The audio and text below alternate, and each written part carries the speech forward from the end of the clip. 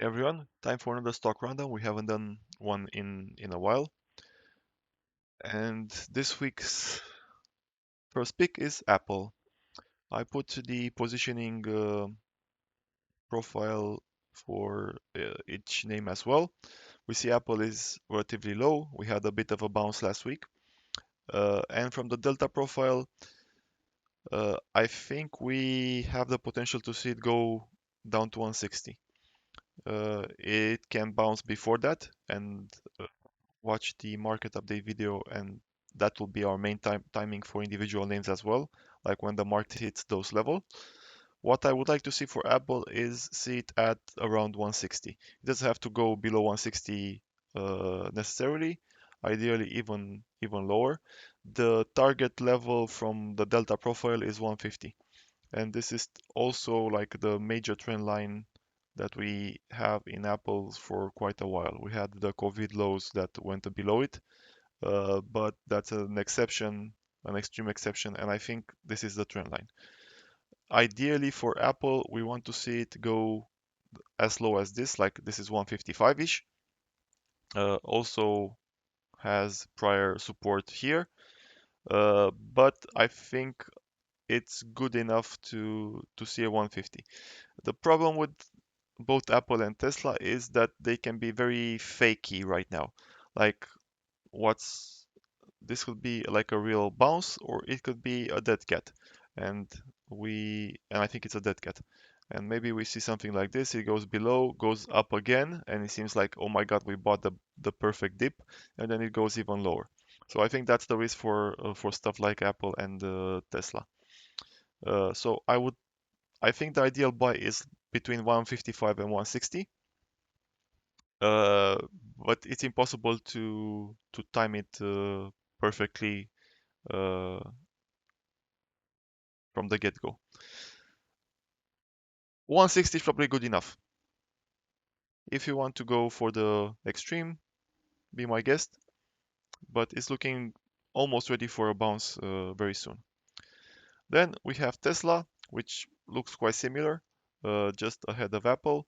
We went to 161. I still want to wait for this one to go lower, and my target is 150.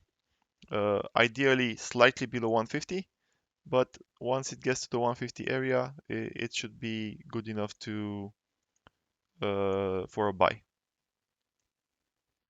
Right now it's consolidating, considering that the expectation is that we go even lower on next week. I think we can see it just go like a bit lower. This is the price, not the red line. The red line is positioning. So it's at 162 or 163. I think it goes below 160 for sure. Between 155 and 150 is a good entry, most likely. Then we have Aher, uh, positioning almost at the lowest point ever.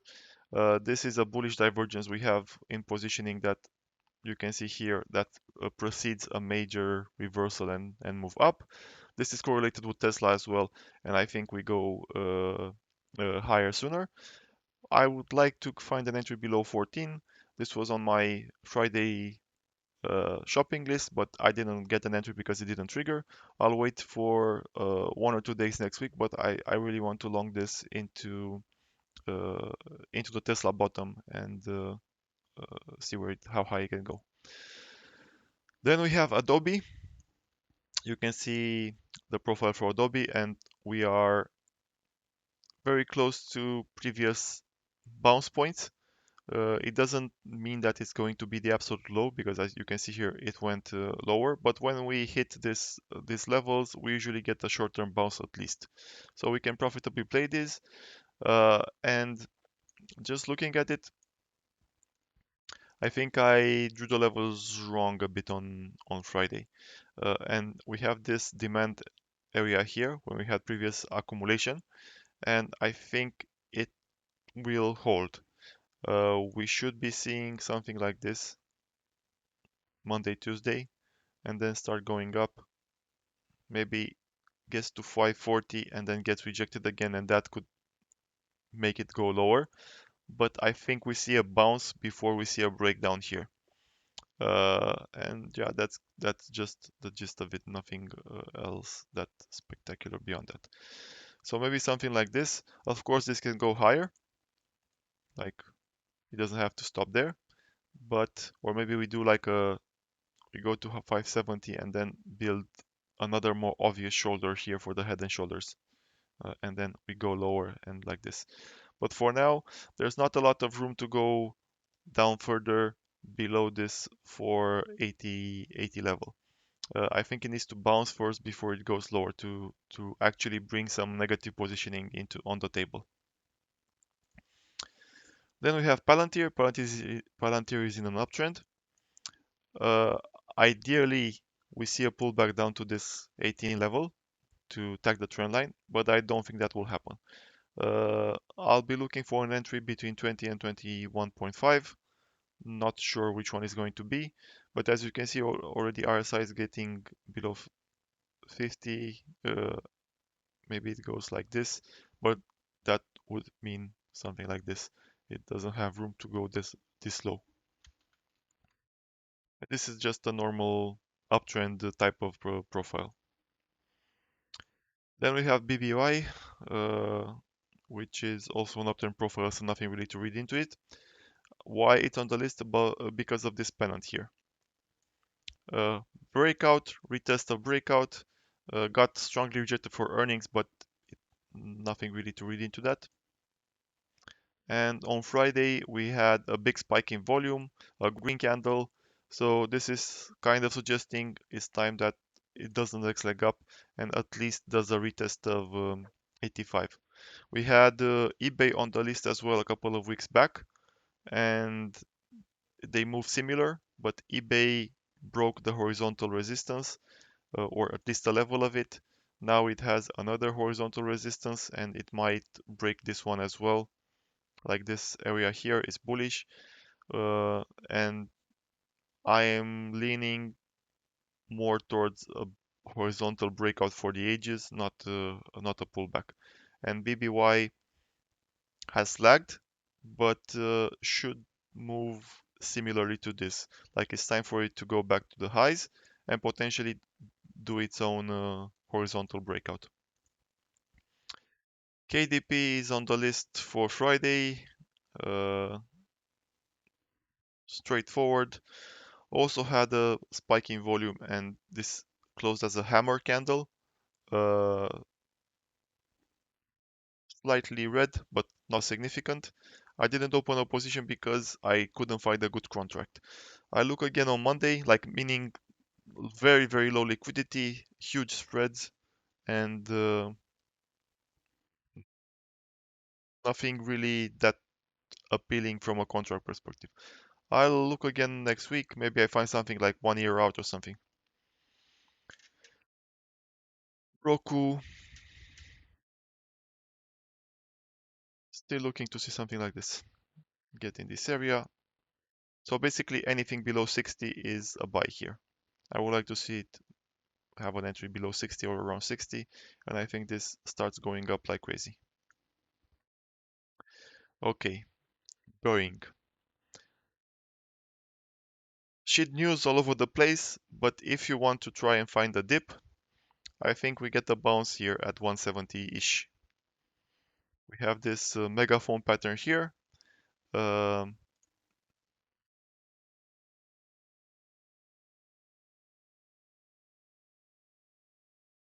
this is a major level. I'll hide this. Like here, support here. This one breakout. When it crosses above this level, it surges up. When it bounces, it surges up. When it gets rejected, it goes down. So we are very close to this 170 level, and I think all the bad news will kind of stop. If it doesn't hold, it's going way lower, like 125. But I think we will get at least a bounce back to 196, 200 before it goes lower. Like if it goes lower, the path should be something like this, not dump and then keep dumping from here. That would only happen if there is some negative news. like more negative news beside like they found evidence they killed the guy, something like that. Not anything specific. So look, be on the lookout for a potential long here. DT I bought. This is the type of profile I like. You can see here when we get in this area, we get strong bounces. We got in this area strong bounces. It doesn't happen immediately, but it usually happens within a couple of weeks. So I bought the dip here. We'll wait and see. Major trend line, AV ups, major horizontal area. I think this is a good buy. Then Unity, you can see that this is the usual bounce area. I didn't buy it either because I want to see if we can get it below 25, and that's the target. Considering the expectation that we will continue down next week, I think it's worth a wait, but I will be buying if we get below 25. Solar Edge, uh, we had the low here in positioning. Now we're making higher lows, and the only thing that needs to happen is to get it below 60. It almost did it on Friday. Again, considering that expectation is yields continue going uh, lower, higher, sorry. I think solars go a bit lower here, and I think we can get it below 60, maybe even 55-ish, if this accelerates down on Monday, Tuesday. So that's the target, to buy it below 60. PBR is kind of in a strange spot. It started underperforming relative to US oil, but it is making a bullish divergence. 15 is a huge level for it, and I'm not sure it can go significantly lower for this. Like if it goes below this trend line, it may go like to 12.5 or something like that. That's the next level. So if it goes below this trend line, I think it may go here to 12. This is the next major area. And because I don't think it's going to be that weak, especially if oil breaks out, I think we see a bounce. And that's kind of it for it. So if it if it holds, it holds here. If it doesn't hold, I think 12 is the target. Oxy, typical uptrend profile, nothing to see there. I put it on the list to showcase some of the oil names that are about to break out. If I move this a bit here, we even have a potential breakout already. And it's been accumulating for quite a while. When this goes, I think it goes quite a bit. Maybe we see even new new highs beyond the 76. But this would be the target, retesting the previous high area between 74 and 76. Same for Halliburton, the other oil name. This is the an inverted head and shoulders. We closed above the neckline on Friday. They should go higher to retest the highs at 43 as well. ASTS. So we dipped. You can see this is making higher highs and higher lows, sorry. So uptrend. We dipped, and this looks about ready to go. The risk is earnings on the 28th. Maybe it dumps again. It has the habit of dumping on earnings. But I really like what I see here, like this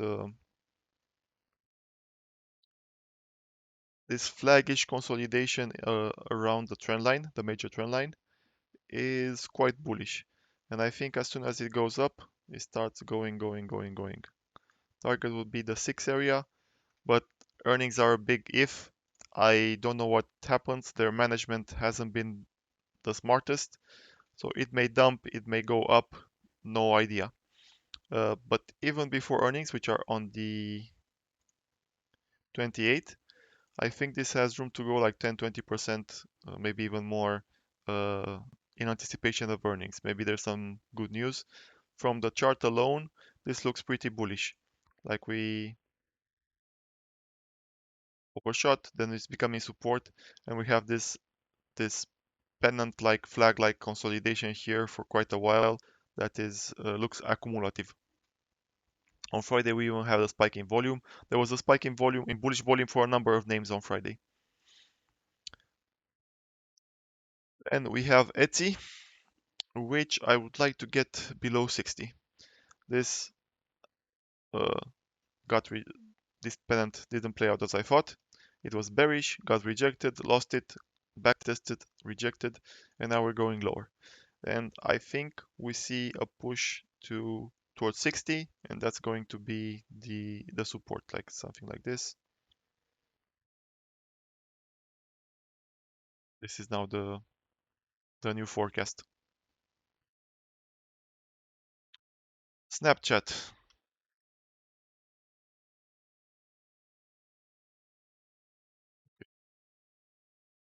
Still want to see it at 10.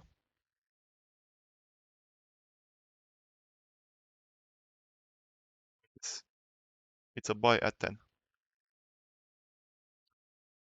APPS had another retest of the all-time lows for positioning. And on Friday, we had a huge spike in volume, a plus 5% day. I think this has bottomed with this candle here, and we may see more consolidation around it, but I think this will start going up soon.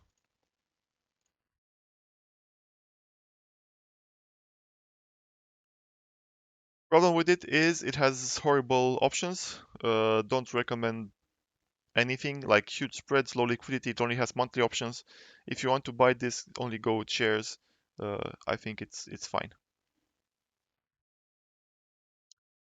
Lastly, we have Humana, which made the obvious bullish divergence on positioning, and this is usually extremely bullish. Uh, Also one on RSI is still consolidating around here. We had a spike in bullish volume on Friday, so I think this is relatively close to moving higher, at least to 370, but probably higher. I think 450 would be a good target. 400 being like a intermediate.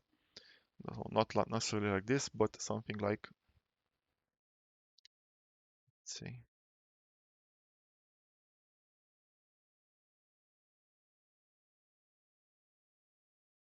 something like this. I think that's it. If you didn't catch it, the team between the line is wait a bit for the market to go a bit lower, and then just buy the dip on anything you see that is worth it. All of these names are kind of reversal trades. I don't really like playing continuation trades, even though those may be more profitable. So take your pick from this if you want to play a reversal trade. Other than that, you can just play Nvidia or something like that. Anyway, have a good one. Bye bye.